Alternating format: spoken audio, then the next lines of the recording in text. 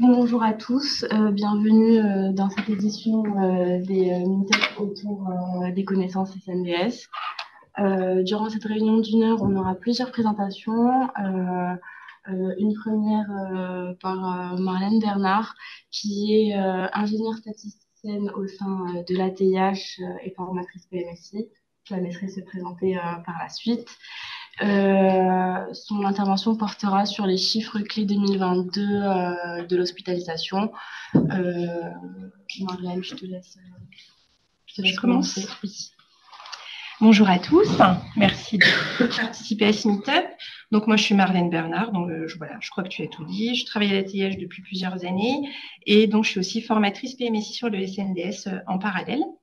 Mon collègue Vincent Bio, qui devait être là et vous présenter la deuxième partie, a eu un petit impondérable, donc je l'excuse et j'essaierai de le remplacer au mieux. Donc, en fait, pour ce meet-up, on souhaitait simplement vous présenter deux restitutions, deux applications qui ont été mises en place.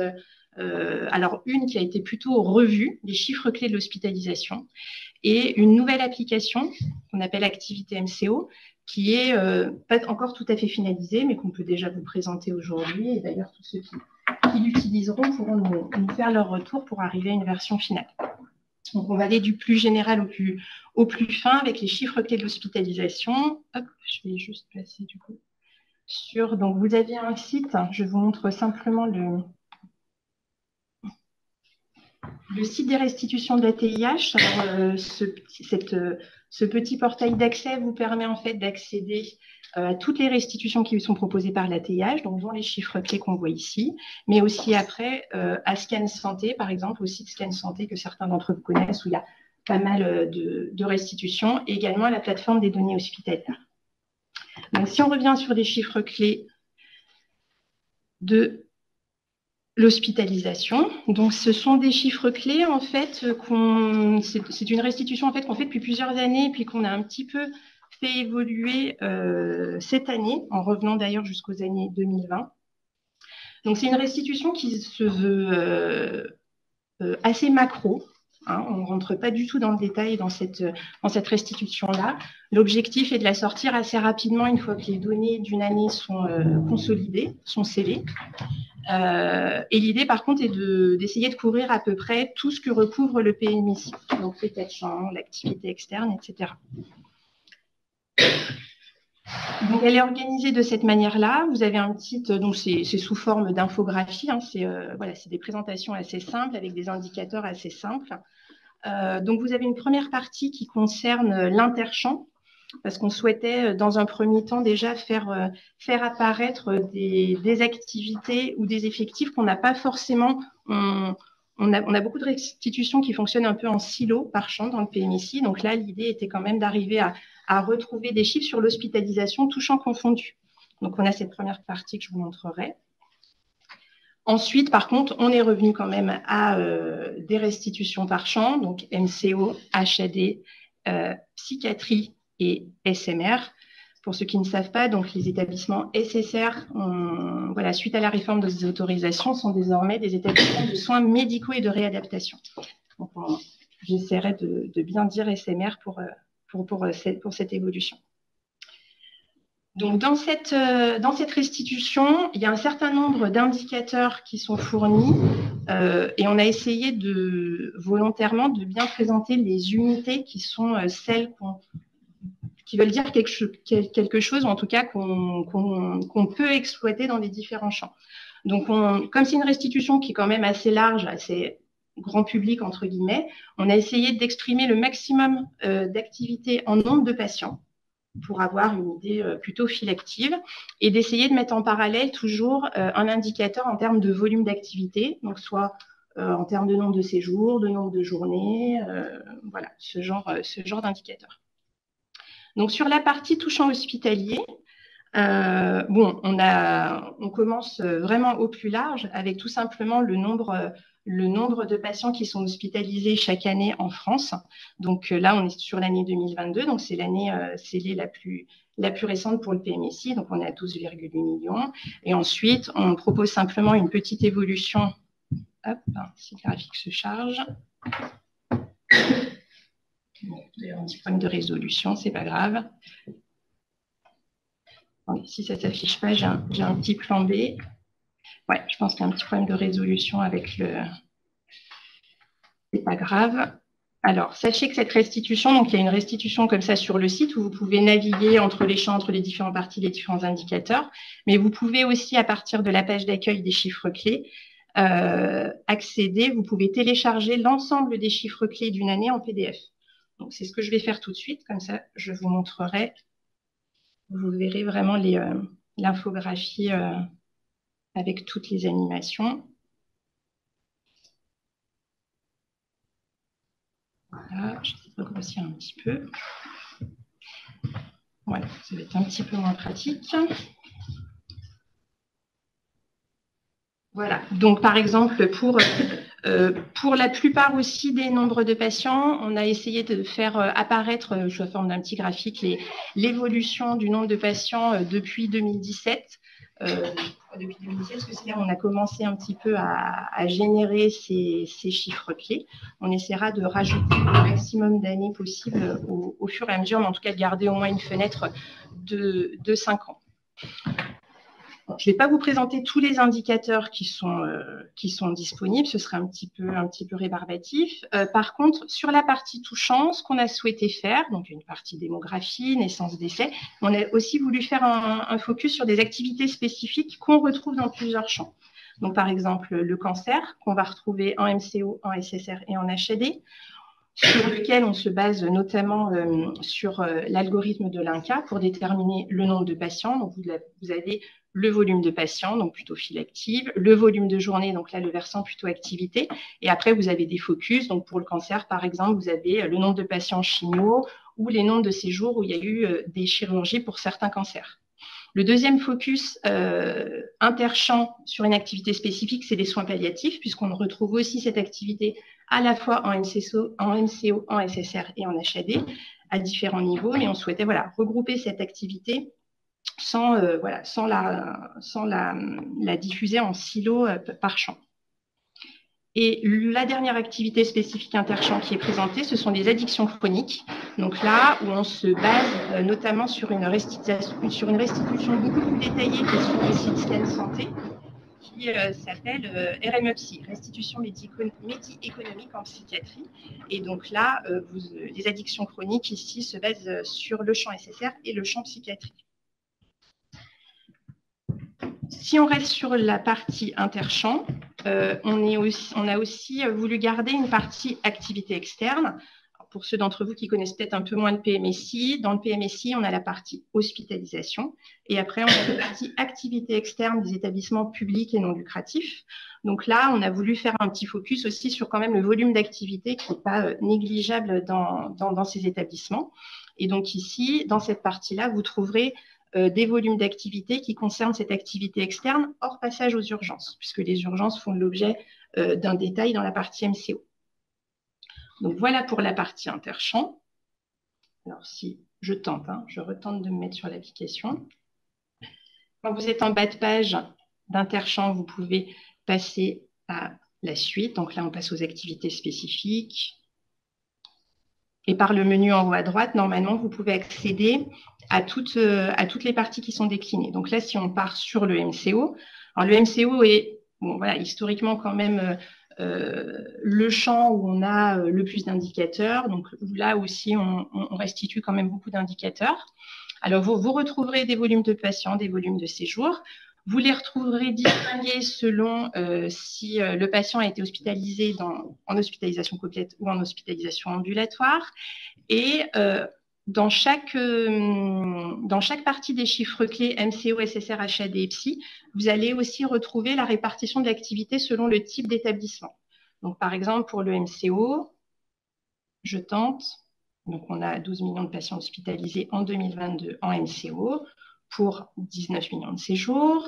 Il y a une déclinaison par classe d'âge qu'on ne verra pas s'afficher. Et donc, on ne voit pas non plus celle-ci. Je retourne sur mon PDF, désolé.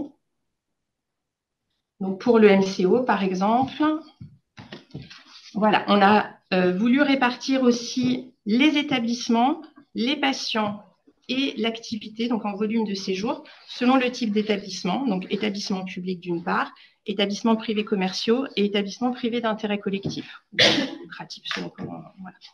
On peut donner plusieurs noms. Donc, vous retrouverez cette distinction dans tous les champs, MCO, HAD, SSR et psychiatrie. Ce qu'on a fait aussi, c'est que pour, en fait, comme ça, ce sont des indicateurs un peu généraux qu'on va pouvoir reproduire chaque année sans problème. L'idée était aussi quand même d'essayer de, pas de coller à l'actualité, mais en tout cas de s'intéresser à ce qui se passait cette année-là. Donc, par exemple, pour 2022, on va descendre sur la partie médecine. Et pour la partie médecine, on a choisi de représenter quelques exemples, et notamment l'évolution de certains motifs d'hospitalisation en médecine sur plusieurs années. Donc, ce sont des exemples qui ont été choisis à la fois parce que, alors soit parce que ça peut être des motifs d'hospitalisation qui sont pas emblématiques, mais en tout cas assez classiques et connus en MCO, ou alors, par exemple, là, on a voulu aussi reprendre les épidémies hivernales dont les volumes ont plutôt bougé ces dernières années et donc dont l'évolution voilà, pouvait se voir assez facilement. Alors, simplement pour rappeler que c'est vraiment une restitution qui se veut complètement descriptive, pas vraiment analytique, parce que derrière tout ça, il faudrait quand même creuser un petit peu l'effet de la crise sanitaire, bien sûr. Pour ça, on a un rapport d'analyse de l'activité qui va beaucoup plus en détail et qui est aussi produit chaque année, si ça vous intéresse de rentrer vraiment dans un processus plus analytique. Donc, pour la médecine, on a donc l'évolution du nombre de patients depuis 2017. Donc, on a les 3 épidémies, bronchiolite, grippe et Covid. Et on a repris les AVC, les infarctus du myocarde, où on voit que on a un effet crise sanitaire qui n'est bien sûr pas le même que sur des épidémies, hivernales. Pour la partie chirurgie, on a fait la même chose. On a récupéré aussi, on a choisi quelques exemples qui nous semblaient intéressants de présenter, qui étaient assez singuliers. Alors, la cataracte, qui, voilà, bien sûr, est une activité programmée, donc qui a pris, voilà, beaucoup dans l'aile, on peut dire, sur l'année 2020, voilà, mais qui a repris après ces volumes qui étaient plus ou moins attendus. Et ensuite, on a mis les transplantations d'organes aussi, qui sont quand même une activité un peu emblématique de l'activité hospitalière et qui a évolué dans une moindre mesure. Et après, on a choisi 3 exemples pour montrer qui montraient un impact de la crise différent, donc en chirurgie de l'obésité et les stérilisations féminines ou masculines. Voilà, vous voyez que la stérilisation masculine a été ralentie avec la crise, mais n'a pas vraiment baissé, alors que la stérilisation féminine ou la chirurgie de l'obésité sont des interventions chirurgicales qui ont baissé avant de remonter à partir de 2021. Voilà, encore une fois, c'est vraiment, voilà, ça se veut vraiment une restitution assez brute, facile plutôt grand public, donc assez facile normalement à prendre en main. Voilà pour le MCO, il y a un petit focus sur l'obstétrique. Pour le MCO, le dernier focus qui a été fait, une partie interventionnelle, et le dernier focus qui a été fait, c'est sur les soins critiques. Donc, notamment parce qu'on a toujours les cas de Covid-19 qui sont présents. Donc, on a voulu montrer à quel était le volume d'activité dans ces soins critiques en termes de nombre de patients ou de nombre de journées. On a décliné aussi la réanimation au sein de ces soins critiques et quelle était la part de l'activité liée à des admissions pour Covid-19, par exemple. Ça, c'est quelque chose qu'on a gardé pour l'instant. Voilà, on verra après sur 2023 si on choisit d'autres exemples, si on choisit de mettre en exergue d'autres situations. Pour le MCO, c'est terminé. Alors, je ne vais pas vous faire tous les champs. On a fait, par contre, alors c'est toujours du MCO, mais c'est quand même une activité particulière. On a détaillé un petit peu ce qui se passait dans les passages aux urgences, avec ou sans hospitalisation, donc toujours pour avoir des niveaux d'activité, des niveaux de volume. Et ensuite, plus particulièrement pour les passages aux urgences sans hospitalisation, certains d'entre vous savent qu'il y a une réforme du financement des urgences en 2022. Et donc, la manière de coder les prestations des passages aux urgences sans hospitalisation a été changée. Donc, ça nous semblait important de pouvoir montrer ces nouveaux forfaits qui sont facturés par les établissements en termes de volume, comment on pouvait les retrouver à partir de 2022. Associé à ces restitutions, il y a toute une méthodologie qui est disponible aussi sur la page d'accueil des chiffres clés où vous avez les différentes sélections qui ont été utilisées si ça vous intéresse. Je vais vous prendre, on ne va pas passer tous les champs, mais je vais vous prendre simplement l'HAD. Voilà, donc l'HAD est un petit peu particulier parce que c'est le seul champ qui a gagné, entre guillemets, des patients depuis entre 2019, 2020, 2021. Donc voilà, le graphique était particulièrement intéressant à mettre sur ce champ-là. Pour l'HAD, par exemple, on a choisi essentiellement de faire un focus sur la prise en charge des patients qui résident en établissement social ou médico-social. Donc ça, c'est un focus qui est spécifique à l'HAD, et en distinguant la prise en charge qui est faite des patients qui résident en EHPAD, des patients qui résident dans des ESMS hors EHPAD. Voilà, pour le SMR, pardon, vous trouverez le même type de restitution avec les différents motifs d'hospitalisation aussi. Pour la psychiatrie, on peut y revenir juste 2 minutes. Pour la psychiatrie, vous allez trouver la même chose avec un focus, avec quelques focus spécifiques à la psychiatrie, comme par exemple les nombres de patients pris en charge dans des soins sans consentement. Je suis désolée de passer comme ça, dérouler, ça doit être très désagréable, mais pas trop le choix. Donc, les soins sans consentement, les motifs d'hospitalisation en regardant aussi entre pédiatrie et population adulte.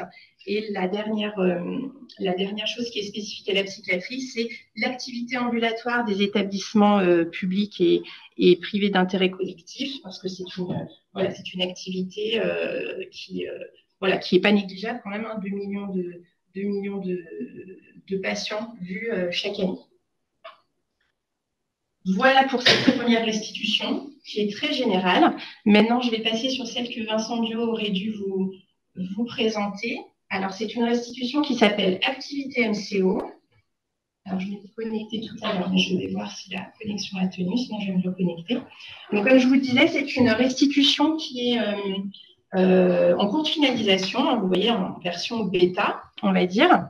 Et c'est une restitution qui est ciblée uniquement sur le champ MCO. Donc, dans cette restitution, déjà, la première chose, c'est qu'elle n'est pas en accès grand public. Elle est en accès via un compte plage. Donc, tous les gens qui travaillent en établissement de santé, dans les ARS, dans les directions centrales, au ministère, etc., ont un accès à plage et donc peuvent consulter cette restitution, ce qui est quand même assez détaillé. Donc, on ne peut pas y accéder de manière grand public. Alors, je vais voir si ma connexion a tenu, sinon je vais recommencer.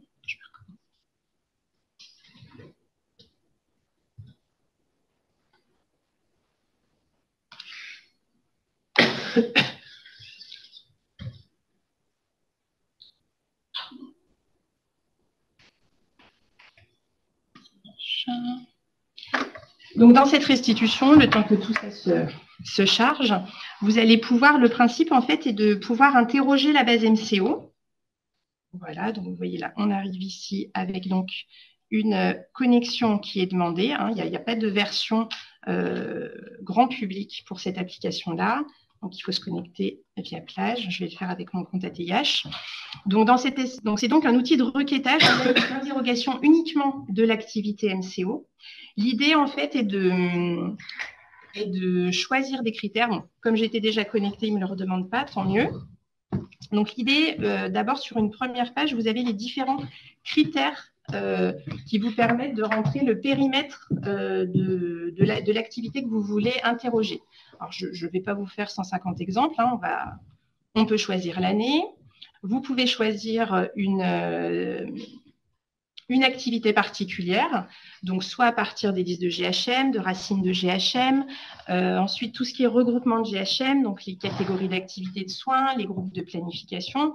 Donc, je ne sais pas, on peut faire une recherche, par exemple, on peut rechercher les accouchements et rajouter aussi les césariennes, comme ça on aura l'ensemble des séjours pour accouchement. Donc là, on a les voies basses et les césariennes. Voilà, donc j'ai choisi 2 groupes de planification. Ensuite, on peut éventuellement se restreindre à certains diagnostics. Bon, on ne va peut-être pas aller dans ce détail-là. Certains mêmes actes CCM particuliers, si vous vous intéressez vraiment à une prise en charge particulière. On peut aussi aller sélectionner des caractéristiques de patients sur l'âge et le sexe. Donc, bon, là, on est sur les accouchements. Donc, on est sur une fenêtre d'âge déjà qui est à peu près ciblée. Donc, ce n'est pas forcément la peine ni pour le sexe de rentrer dans ce détail-là. Vous pouvez sélectionner une liste d'établissements en particulier, donc soit parce que vous connaissez le numéro d'établissement, soit parce qu'il y a certaines catégories, une région qui vous intéresse. Voilà, il y a des filtres qui vous permettent de circonscrire ce périmètre. Donc, sur les établissements, là aussi, on va lister tous les établissements. Et vous pouvez même aussi sélectionner, par exemple, une activité MCO, sachant que les patients sont passés dans des unités médicales spécifiques. Si vous ne vous intéressez qu'aux séjours d'accouchement qui sont passés en réanimation, par exemple, parce que vous faites un focus sur ça, vous pouvez les sélectionner ici. Donc, une fois qu'on a fait, qu'on a rentré tous nos critères, on valide la sélection. Et bon, ça va prendre quelques secondes. Et après, on va vous proposer un nombre de traitements différents que vous pouvez lancer pour accéder aux résultats. Donc, vous avez classiquement une pyramide des âges, ce qui peut être intéressant sur les accouchements à regarder. Vous pouvez avoir une répartition par établissement, ce qui peut être intéressant si, par exemple, vous avez sélectionné une région et que vous voulez voir où sont les principales maternités. Vous pouvez aller voir les diagnostics principaux. Pour les accouchements, ça peut être intéressant, par exemple, pour aller repérer directement les interruptions médicales de grossesse, qui se repèrent avec un diagnostic. Vous pouvez regarder la répartition par mois dans l'année, le taux de recours, la dernière transmission. On peut rajouter les unités médicales, éventuellement. Si on s'intéresse toujours à nos accouchements qui ne se sont pas très bien passés, on pourra aller voir combien sont passés dans des unités de soins critiques, par exemple. Et on peut aussi regarder l'évolution sur plusieurs années du périmètre qu'on a sélectionné. Donc, vous voyez, chaque traitement, une fois qu'il est généré, apparaît dans le menu de gauche. Et donc, après, vous pouvez accéder aux résultats directement. Je vais laisser finir son petit traitement des diagnostics, qui est un petit peu plus long, parce que tout est calculé à la volée actuellement. Après, il y a peut-être... Ah, il y a un petit temps de... Ça va arriver. Voilà. Je le lance, on ne sait jamais. Donc ensuite, on peut aller voir la pyramide des âges, alors qu'il a,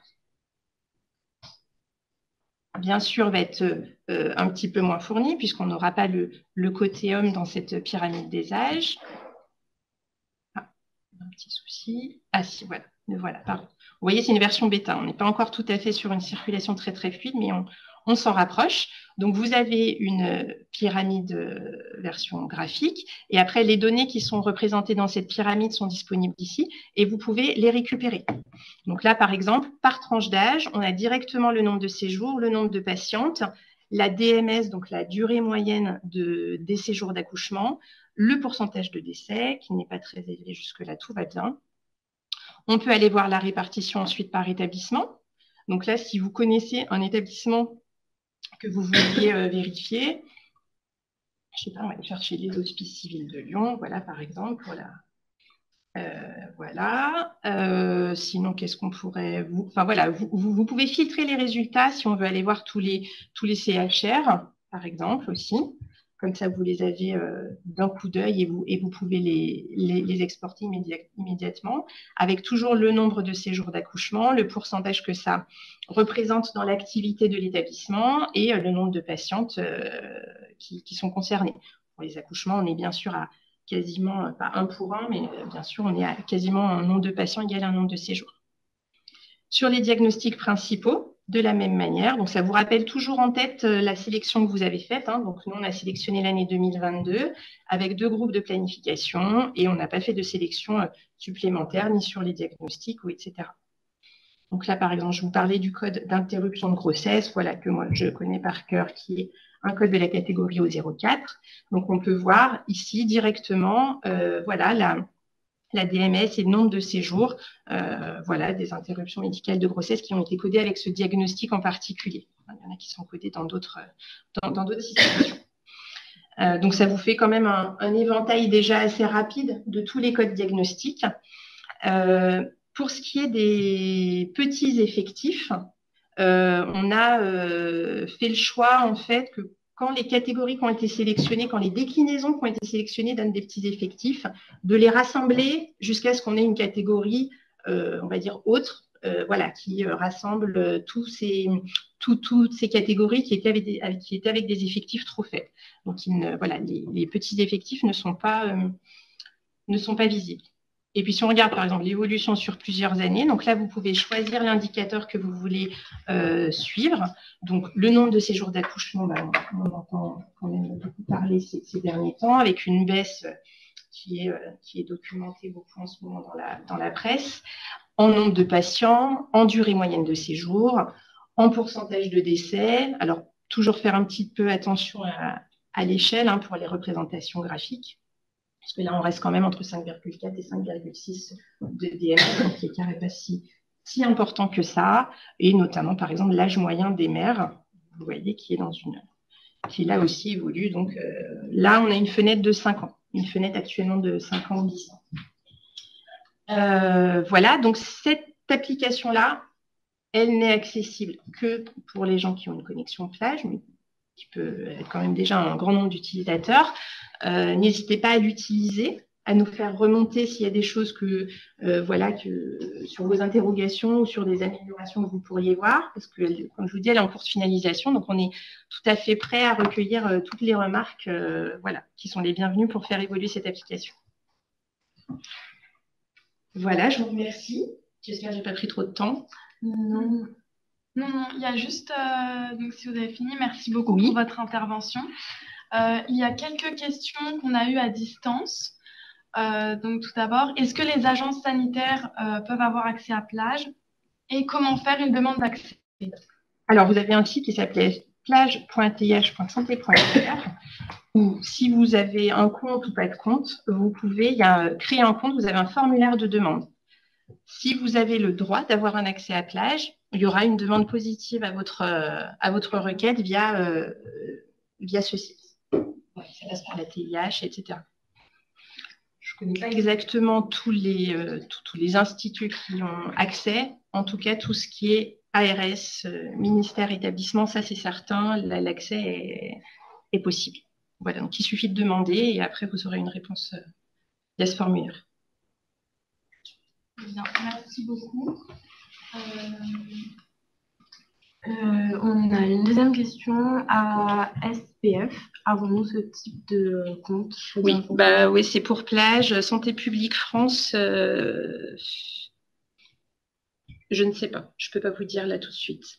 Mais voilà, soit ils peuvent m'écrire, soit directement demander un compte là sur cette page-là et on creusera ça. Ok, d'accord. Alors, la limite des effectifs, c'est 10 toujours? Oui, 10 maximum, ouais. Donc voilà, donc toutes les catégories qui sont moins de 10, on les regroupe pour pas qu'il y ait de problème d'affichage, surtout qu'on permet de récupérer ces effectifs. Donc voilà, pour qu'il n'y ait pas de conflit. Est-ce que dans la salle, il y a d'autres questions? Moi, j'ai une question. Elle est magnifique, ce nouvel outil de requêtage à MCO. Le fait que ce soit un accès restreint par un compte, c'est lié à quoi? C'est les établissements qui ne souhaitent pas que ce type d'indicateur puisse être consulté, ou il y a d'autres raisons réglementaires qui obligent à l'ATI de restreindre l'accès? C'est quoi actuellement la logique? Bon, alors, je ne suis pas spécialiste de cette appli-là, comme vous l'aurez compris. Je pense qu'au départ, de toute façon, comme c'est une première version, j'imagine déjà que cela doit d'être prudent. Après, on a sur Scan Santé beaucoup d'applications qui sont ouvertes au grand public. Par exemple, pour rester sur les accouchements, on a une application sur les indicateurs de périnatalité qui est ouverte au grand public et qui donne énormément de résultats par maternité. Donc, voilà, il faudra voir à l'avenir, mais dans un premier temps, je pense que tant qu'elle n'est pas finalisée. D'accord, mais la stratégie de l'ATI est quand même, dès lors que l'écosystème est d'accord, de pouvoir partager. Oui, je pense que tant qu'on reste dans le RGPD, tant qu'on reste dans un environnement sécurisé, quand on doit être dans un environnement sécurisé, il n'y a pas de volonté, au contraire, il y a une volonté d'ouvrir.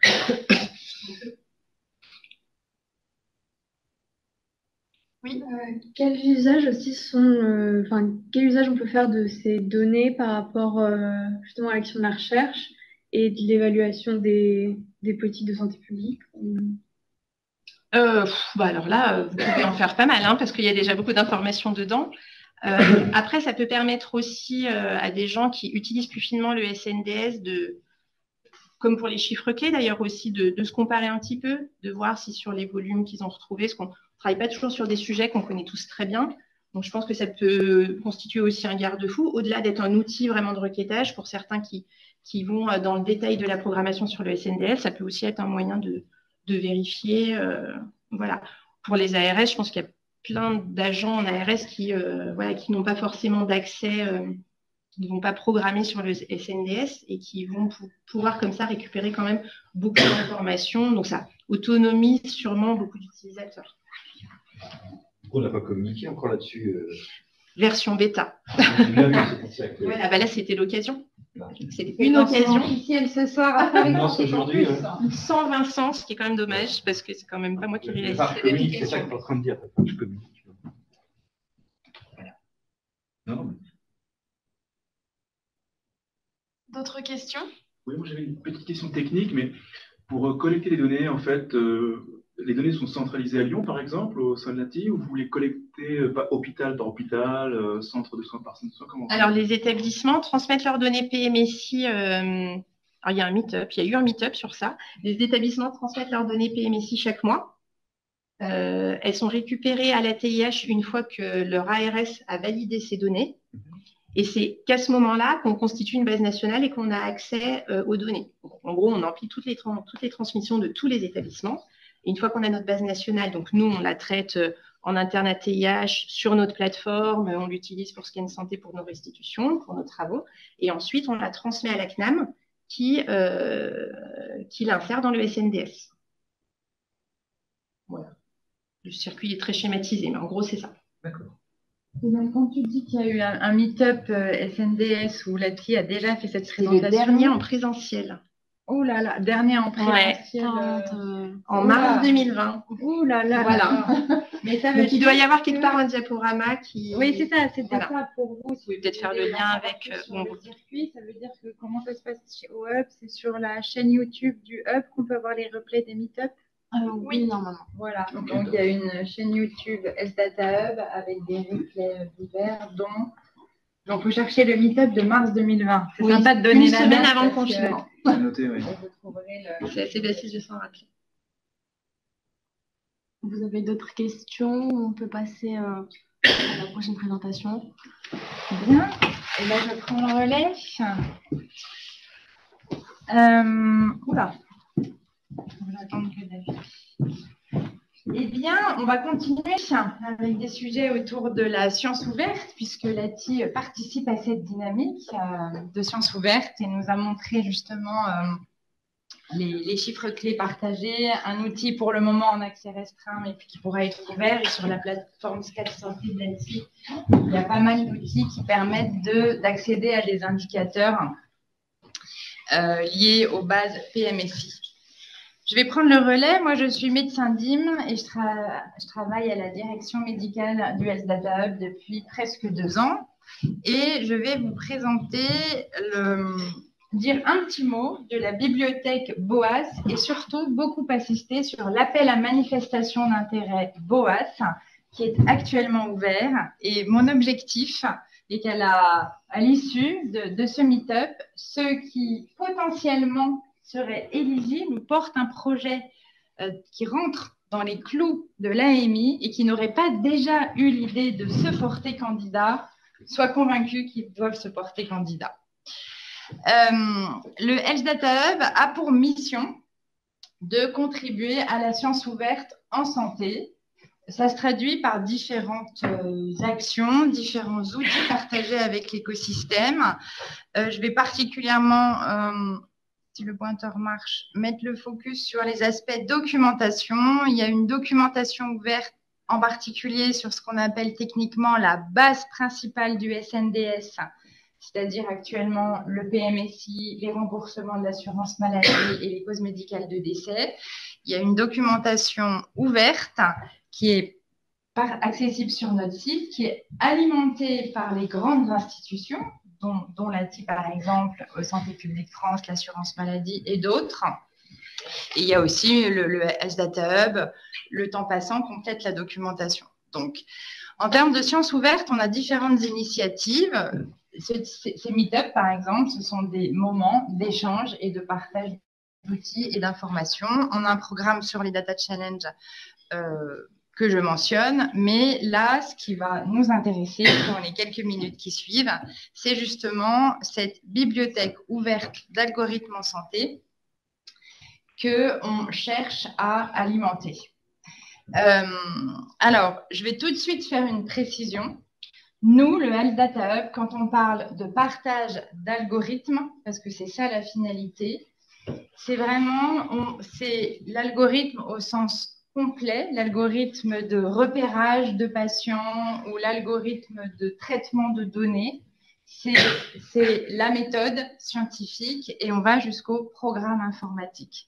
Je ne vais pas le répéter tout au long des diapos, mais il faut vraiment que quand le Health Data Hub parle d'algorithme, ça fasse écho chez vous avec le fait qu'on souhaite et qu'on propose, on invite l'écosystème et on cherche à y contribuer à notre mesure aussi, à impulser, favoriser, accélérer cette dynamique de partage d'outils pour que les travaux des uns, une fois que les uns les ont essorés, leurs outils, puissent bénéficier à d'autres. La bibliothèque BOAS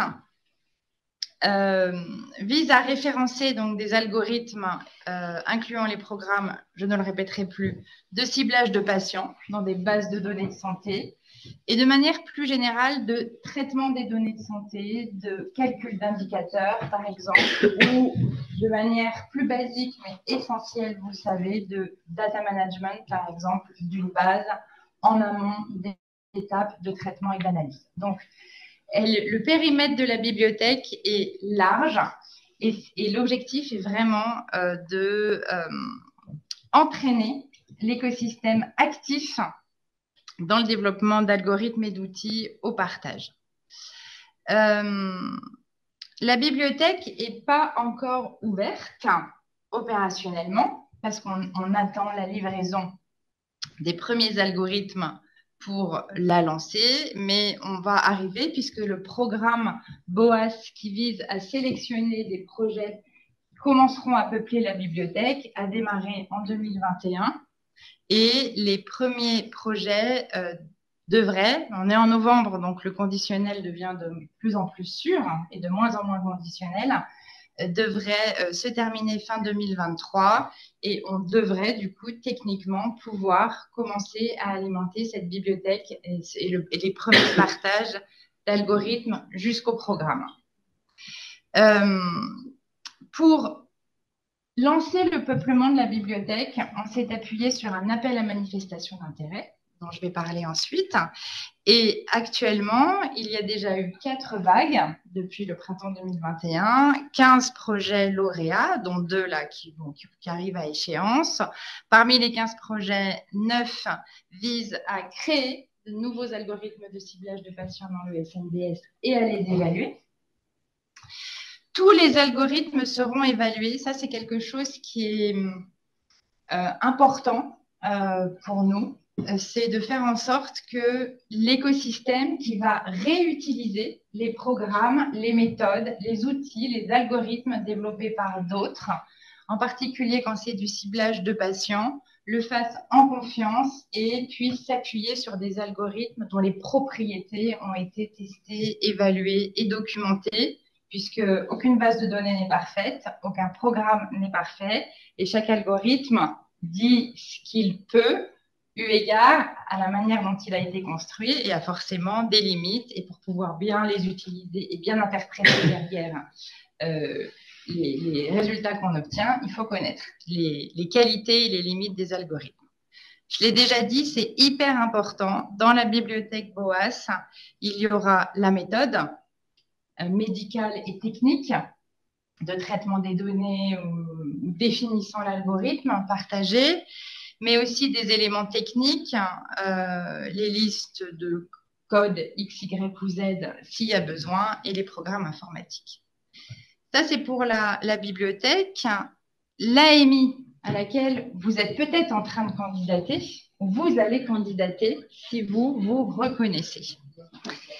L'AMI, la 5e vague est en cours. Elle a été lancée il y a quelques semaines, je crois, et vous avez jusqu'au 17 janvier pour déposer votre dossier. Pour le moment, c'est pas dit, mais pour le moment, notre AMI, il porte sur des algorithmes de traitement de la base principale du SNDS, même si la bibliothèque à terme pourra avoir un périmètre plus large. Donc là, dans cette AMI, c'est bien des programmes travaillant sur la base principale du SNDS. Dans le cadre de l'appel à manifestation d'intérêt, les projets lauréats peuvent bénéficier d'un accompagnement du Health Data Hub. Je vais revenir dessus ensuite, mais ce que je vais un peu détailler, parce que c'est ça qui est signifiant, et c'est là qu'il faut que vous vous reconnaissiez, il faut que vous sachiez si vous pouvez émarger à la thématique 1, la 2 ou la 3.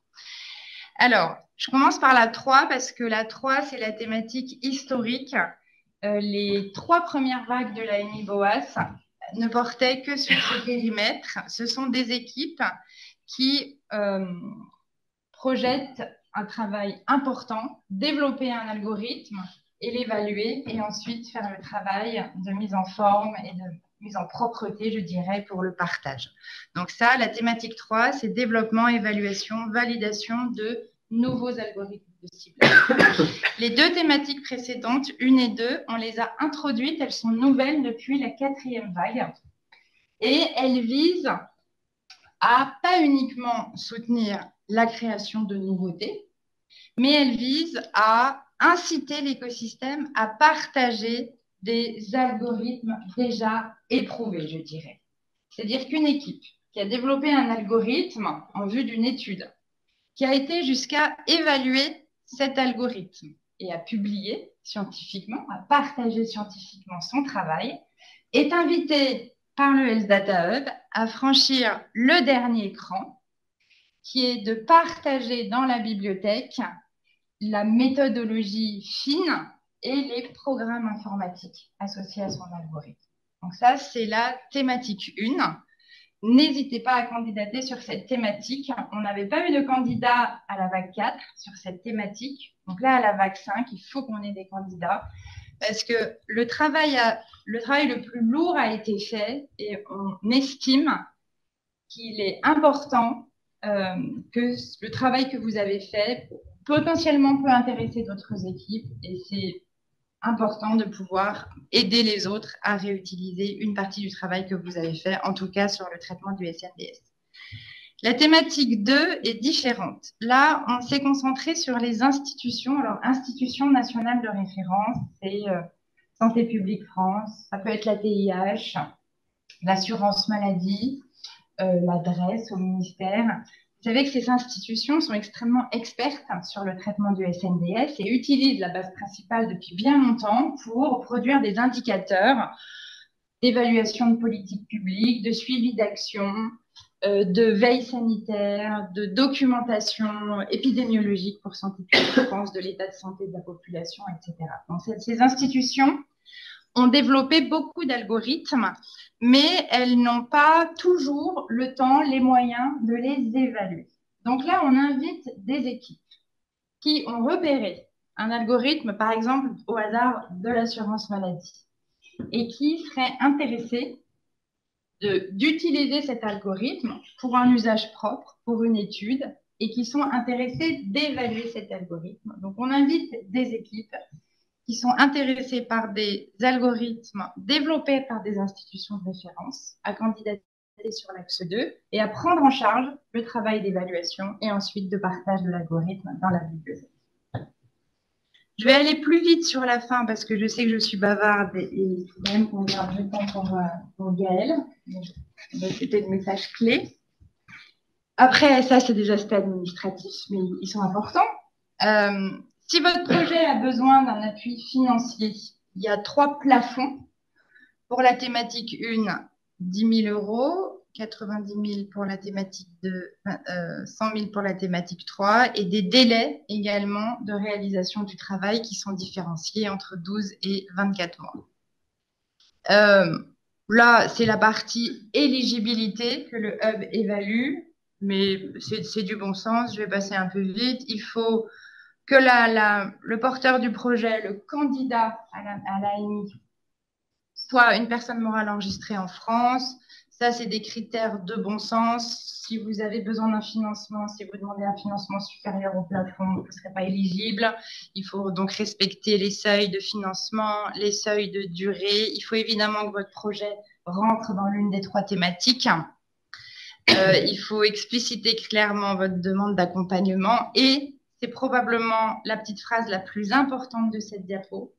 Il faut s'engager à partager en open source l'algorithme au sens complet, vous avez compris, avec le programme à l'issue du travail. Vous avez un dossier à remplir, une foire aux questions dédiées, une adresse mail si vous ne voulez pas poser votre question dans la fac, mais en direct aux collègues du hub. Et ensuite, donc le hub évalue l'éligibilité et ensuite, les projets éligibles sont auditionnés par un jury qui va classer les projets et sélectionner les projets lauréats en fonction de différents critères classiques mais très importants, la pertinence méthodologique, faisabilité, réalisme, capacité des porteurs de projet à mener le projet aussi, bien sûr. Donc, entourez-vous de bonnes compétences si vous n'avez pas toutes les compétences pour ces tâches complexes. L'importance de la réutilisation de l'algorithme en appui à la recherche et à l'innovation et la pertinence des données mobilisées pour les thématiques 2 et 3 où il y a évaluation de l'algorithme développé dans la base principale. Voilà, je suis désolée Gaëlle parce que j'ai été bien sûr trop longue. Mais il y a mon mail, il y a tout au long du diaporama, il y a les coordonnées, la page internet avec l'AMI, la coordonnée de la fac, l'adresse internet. Donc, précipitez-vous pour aller consulter l'AMI et nous contacter si vous avez des questions. Voilà, si vous avez des questions, on peut échanger sur la bibliothèque et l'AMI. Merci beaucoup, Axel, pour cette présentation. On a une question à distance. Donc, les algorithmes seront-ils réévalués dans le temps ou est-ce vrai à un instant T seulement? Alors, excellente question. Merci beaucoup de nous l'avoir posée. L'algorithme tourne sur une base de données telle qu'elle est à un instant T. Et c'est en effet un enjeu qu'on a identifié et ça va être un enjeu dans la bibliothèque. Donc ça sera quand l'algorithme sera partagé dans la bibliothèque, il y aura des caractéristiques de l'algorithme, et en particulier la période temporelle, le périmètre de données sur lequel il tourne, etc. Mais c'est en effet un enjeu qu'on a déjà dans le viseur d'identifier avec l'écosystème des experts SNDS comment on procédera pour réactualiser, faire évoluer les programmes, les listes de code, tout ce qui constitue la technique de l'algorithme pour qu'il reste utilisable dans le temps. C'est un point majeur. Merci beaucoup. On n'a pas d'autres questions à distance pour le moment. Je ne sais pas si dans la salle, il y a d'autres questions. Moi, je n'ai pas très bien compris la thématique 2, en fait, comment ça fonctionnait exactement. C'est-à-dire que quelqu'un de. Par rapport à. Comment il postule, c'est ça Comment il postule? Par rapport à des trucs de des algorithmes de référence institutionnels. Il a repéré, une équipe a repéré dans le magnifique rapport chargé produit de l'assurance maladie ou sur Géode de Santé publique France. Un truc, oui. Voilà, un outil qui permet de calculer des indicateurs et en amont, il y a un algorithme de ciblage de patients et cette équipe cherche à travailler sur cette thématique et ne pas redévelopper de son côté l'algorithme. L'idée, c'est que les équipes puissent capitaliser sur les algorithmes développés par les institutions, mais venir aussi en appui des institutions nationales en évaluant les algorithmes, puisque c'est un constat des institutions nationales, c'est qu'elles utilisent en routine des algorithmes qui sont de grande qualité, puisqu'il y a beaucoup d'experts dans ces structures, mais les propriétés, les qualités des algorithmes ne sont pas objectivées. Or c'est un point important de pouvoir nous évaluer. Vous vous chargez de contacter l'institution. Alors, là, franchement, on peut aider. Il faut évidemment que l'équipe qui souhaite utiliser un algorithme de SPF ou de la CNAM se mette en contact avec l'institution. Donc, soit les gens ont un réseau qui fonctionne et n'ont pas besoin du hub. Sinon, évidemment, il faut nous contacter en amont dans cette phase actuelle de préparation de votre dossier. Et on peut aider à la mise en relation avec les institutions. Ouais, tout à fait. Pour compléter un peu la question de Jérôme, l'évaluation de l'algorithme, c'est avec des retours sur dossier. Enfin, alors, sur la méthode d'évaluation, c'est ouvert. Justement, l'équipe propose une méthode d'évaluation et justement, ça fait partie des critères de jugement du dossier.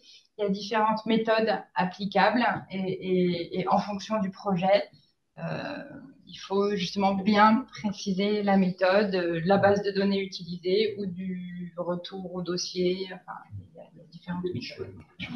C'est un point clé pour les axes 2 et 3.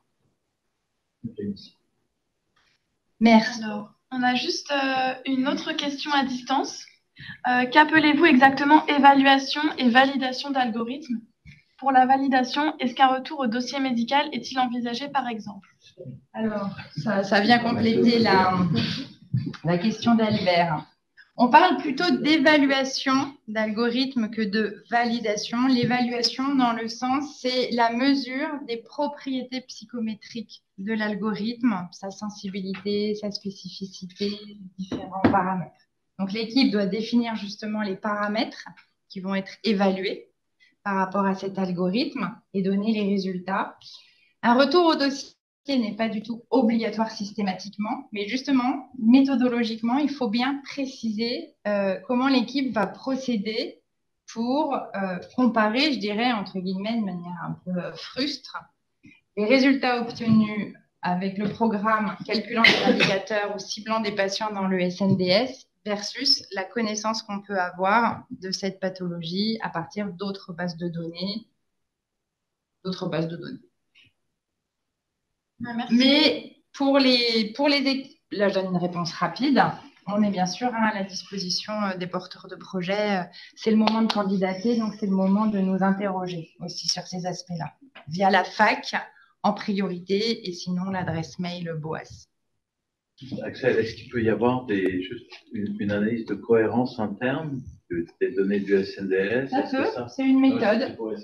Tout à fait, d'élargir. Tout à fait, il y a d'autres méthodes. Il y a d'autres méthodes qui ont été déjà publiées, utilisées par des équipes. Donc, on peut trouver des références méthodologiques dans la littérature. Ouais, tout à fait. Ce n'est pas obligatoirement une comparaison avec une base externe. Bon, mais là, on rentre dans des discussions. Non, au contraire. Tu cherches à ce qu'il y ait des candidats, il faut. Tout à fait. Merci beaucoup. Et puis, on en reparle après autour d'un petit verre, après avoir écouté Gaëlle. Merci beaucoup, Axel. Donc, pour la troisième présentation, ça sera fait par Gaëlle Columeau, donc, qui est Data Scientist au Health Data Hub et qui va aborder le sujet de la standardisation de la base principale du SNDS en OMOP CDM. Donc, bonjour à tous. Donc, oui, je suis Gaëlle Columeau, je suis data ingénieure au Health Data Hub depuis 1 an et demi. Je travaille sur des sujets d'interopérabilité des données de santé et j'ai notamment travaillé sur la standardisation de la base principale du SNDS dans un format standard qui s'appelle OMOP CDM. Et donc, je vais vous parler un peu plus en détail de ce travail de standardisation. Donc tout d'abord, je vais faire un petit rappel du besoin initial et de pourquoi on a décidé de travailler ça, en tout cas quel est le besoin de standardiser au format OMOP. Donc le besoin initial, c'est si on souhaite réaliser une étude observationnelle qui utilise des différentes bases de données qui proviennent de différentes sources. Donc, le concept d'utiliser conjointement des différentes bases de données, c'est le concept d'interopérabilité. Donc, on en reparlera un peu après. Et quand on se place dans cette perspective, on peut être confronté à différents problèmes. Par exemple, les bases de données qu'on souhaite utiliser, parfois elles n'ont pas la même structure. Elles utilisent des nomenclatures différentes pour décrire les événements médicaux. Elles peuvent avoir des modèles relationnels différents et très complexes et qui ne sont pas forcément adaptés aux besoins de l'étude. Par exemple, si on souhaite utiliser donc, le SNDS pour une étude sur, par exemple, l'analyse des parcours de soins des patients, on a énormément d'informations, des informations très riches sur les parcours de soins, mais on n'a pas de données cliniques dans cette base de données. On peut vouloir utiliser des données cliniques avec le SNDS pour mener des études et avoir plus d'informations. Donc, dans ce cas-là, on n'aura sûrement pas la même structure, peut-être pas les mêmes nomenclatures, encore que. Et le SNDS a un modèle relationnel très complexe avec beaucoup de détails qui ne vont pas tous nous intéresser. Donc, pour répondre à cette problématique, une solution possible, c'est de standardiser les 2 bases de données, ou les 3 ou les 4 si on en a plus, dans un modèle de données commun qui est adapté à notre besoin. Donc, celui que j'ai proposé ici, c'est une étude observationnelle d'épidémiologie, par exemple. Et comme modèle de données commun, nous, on a travaillé sur le modèle OMOP, qui est particulièrement adapté à ce besoin d'études observationnelles fédérées et en particulier à grande échelle. Donc, venons-en au sujet principal.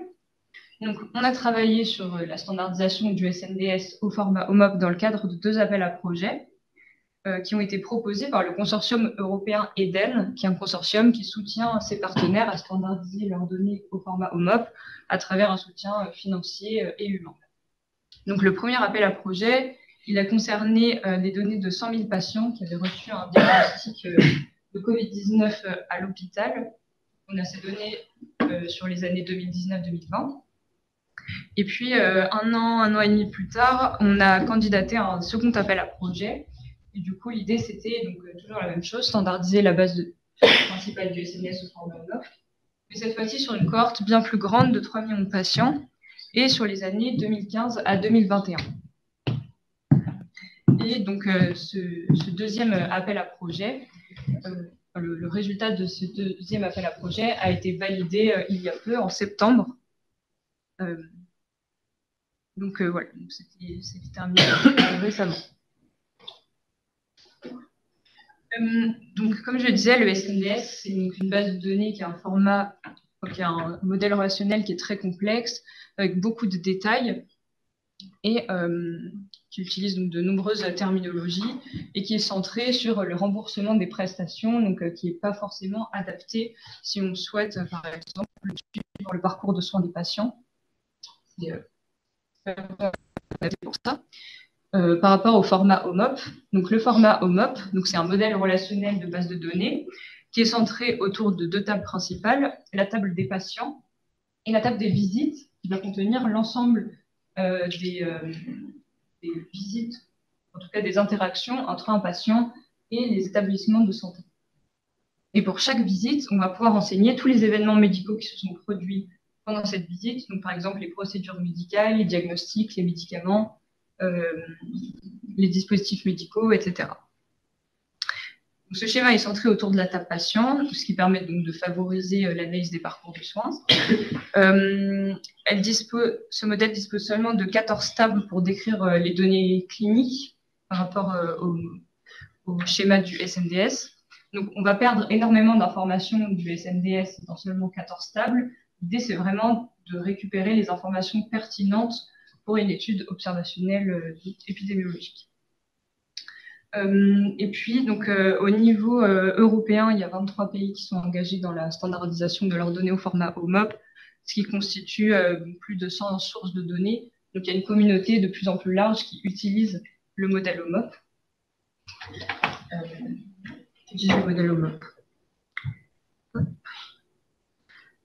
Donc, à présent, je vais vous présenter donc, les différentes étapes qui sont nécessaires pour passer d'un format avec des données sources vers le modèle OMOP.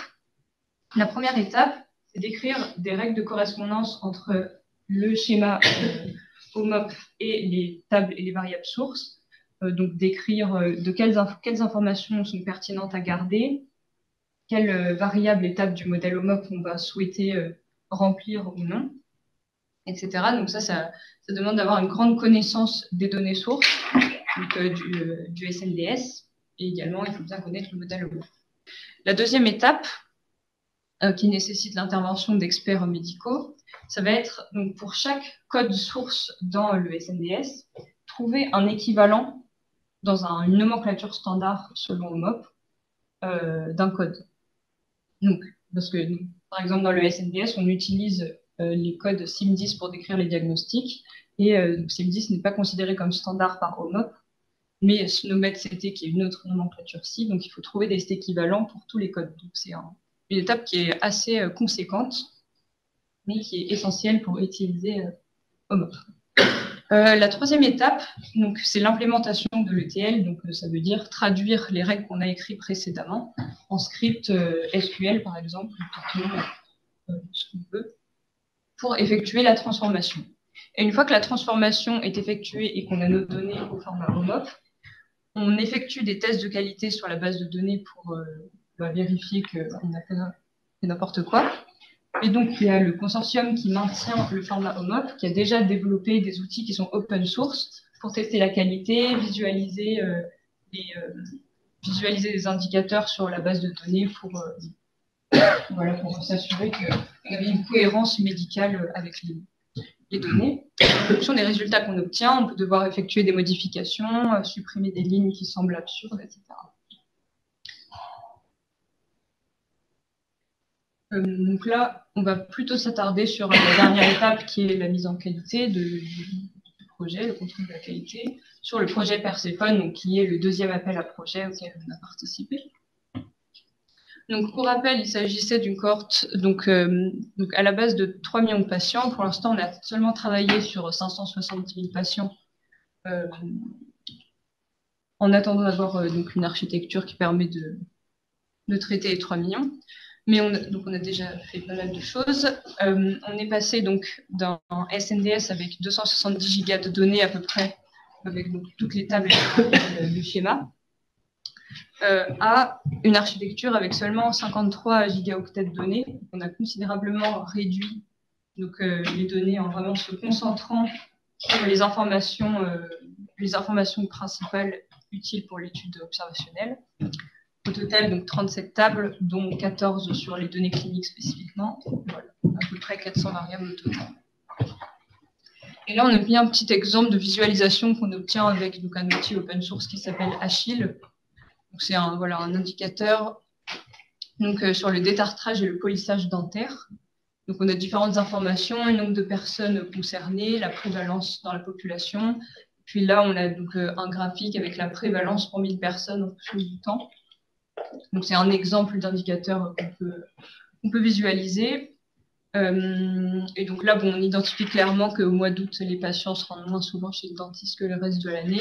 Et ici, on identifie clairement la première vague de confinement pour le Covid. Donc voilà, on a d'autres indicateurs. Donc on peut avoir le top 10 ou le top des procédures, des diagnostics, des médicaments qui sont présents dans les données. Donc ça, c'est un exemple d'outil. Il en existe d'autres avec des tests plus précis. Mais voilà, un premier outil.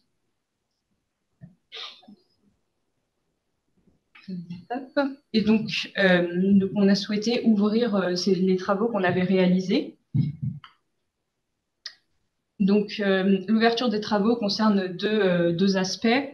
La documentation des règles de transformation, c'est-à-dire les règles qu'on a écrites en français, les règles de correspondance entre le modèle OMOP et le schéma du SNDS.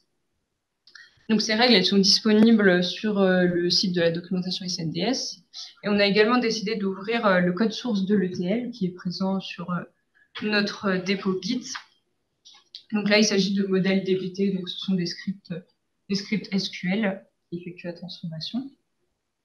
Et donc, toutes ces choses sont en open source et sont ouvertes à des suggestions, des remarques d'amélioration, parce que ça, c'est un premier travail qu'on a fait. On n'est pas forcément ultra expert dans le SNDS, donc on a fait un premier travail avec les connaissances, avec l'aide d'experts, par exemple comme Axel. Mais donc voilà, on est ouvert à toutes les suggestions possibles. Pour l'instant, la version qui est disponible sur le site de la documentation et sur Git concerne le travail du premier appel à projet, donc uniquement sur le SNDS Fast Track pour les patients qui ont reçu un diagnostic hospitalier de Covid. Et la semaine prochaine, on va mettre à jour ces deux sites. Donc voilà, la nouvelle version sera disponible très prochainement. On a également travaillé donc sur les alignements des codes utilisés dans les données sources et des codes standards, donc notamment sur l'alignement entre les codes CCAM et une nomenclature standard, donc SNOMED-CT dont j'ai déjà parlé. Et pour publier de tels alignements, on avait besoin d'une licence SNOMED-CT, parce que ce n'est pas une nomenclature qui est ouverte. Et cette licence a été acquise récemment par l'ANS. Et donc en ce moment, les discussions sont en cours pour voir comment on peut publier ces alignements. Donc ce sera très prochainement ouvert. Et donc ces travaux ont été réalisés en collaboration avec l'Université de Bordeaux, PPE. Donc pour conclure, l'idée, pour revenir sur l'idée de base, donc transformer le SNDS au format OMOP, ça permet de centrer les données autour du patient et des parcours de soins. Donc ça facilite le suivi des parcours de soins des patients à l'hôpital et en ville. Et en faisant ça, donc on obtient une version du SNDS qui est interopérable avec toutes les autres bases de données qui sont au format OMOP. Donc ça permet de réaliser des études fédérées avec d'autres bases de données au format OMOP. Et c'est vraiment un gain de temps si on décide de mener un tel projet, parce qu'on n'est pas obligé de se poser des questions existentielles sur comment aller chercher les données dans le SNDS pour les besoins de l'étude. Là, c'est vraiment très structuré. Et si quelqu'un a un algorithme qui fonctionne sur une base de données au format OMOP et qui veut appliquer cet algorithme sur le SNDS pour obtenir des informations, bah, il pourra le faire sans avoir besoin de connaître toutes les subtilités du SNDS. Et donc, en faisant ça, on a centré sur les informations générales utiles pour les études observationnelles. Voilà, et donc pour petit rappel, donc le code de source de l'ETL et la documentation des règles est en ligne, voilà, en open source, et on est bien sûr ouvert à toutes les suggestions possibles, et donc ça sera mis à jour la semaine prochaine. Voilà, c'est tout pour cette présentation. Si vous avez des questions, je peux bien sûr y répondre. Oui. Elle est déposée où, cette base de données? Alors, pour l'instant, on a travaillé sur la plateforme du Health Data Hub. Et donc, chaque projet qui voudra utiliser les données du SNDS au format OMOP devra réeffectuer une demande de dossier auprès du HDH, de la CNIL, etc. Voilà.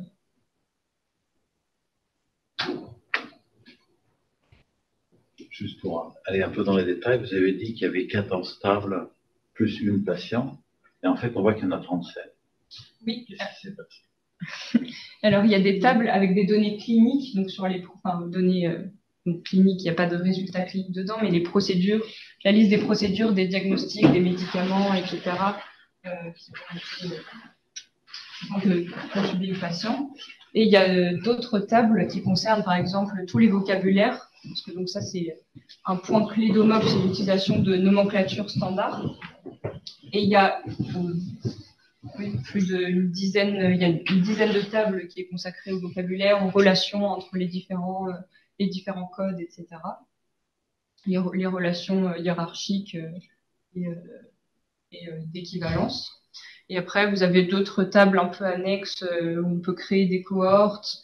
Il y a également une table où on peut recenser les coûts qui ont été engendrés par tous les événements médicaux. Il y a des tables sur la localisation des établissements, des informations sur les professionnels de santé.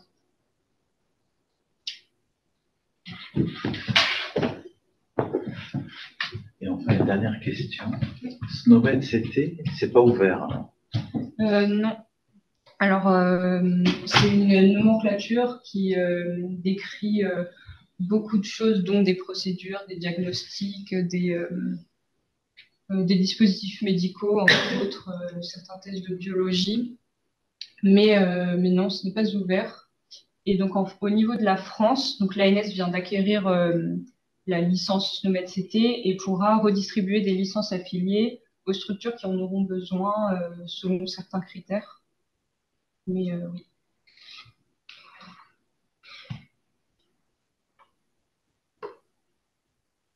Et pourquoi il faut choisir ce truc-là qui est fermé?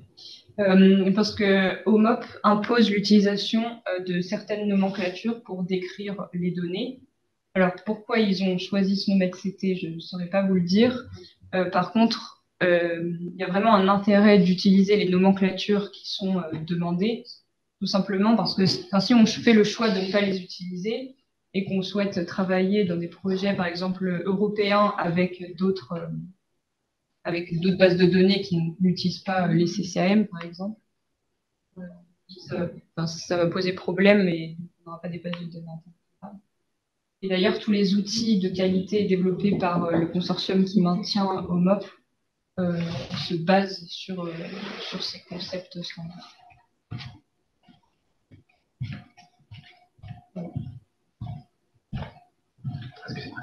Non, mais c'était juste parce que juste avant, il y avait une idée que les choses devaient être un peu ouvertes. C'est toujours un peu agaçant d'utiliser un truc totalement fermé.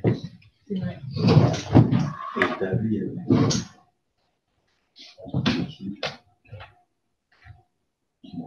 On a mis l'intérêt collectif, je crois.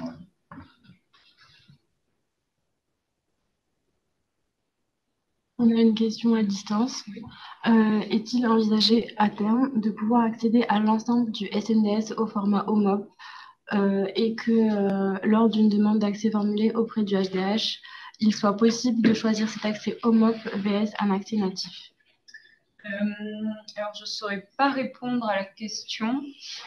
Par contre, si des porteurs de projets souhaitent accéder aux données du SNDS au format OMOP, je pense qu'on sera mobilisé pour transformer ces données au format OMOP pour le porteur de projet.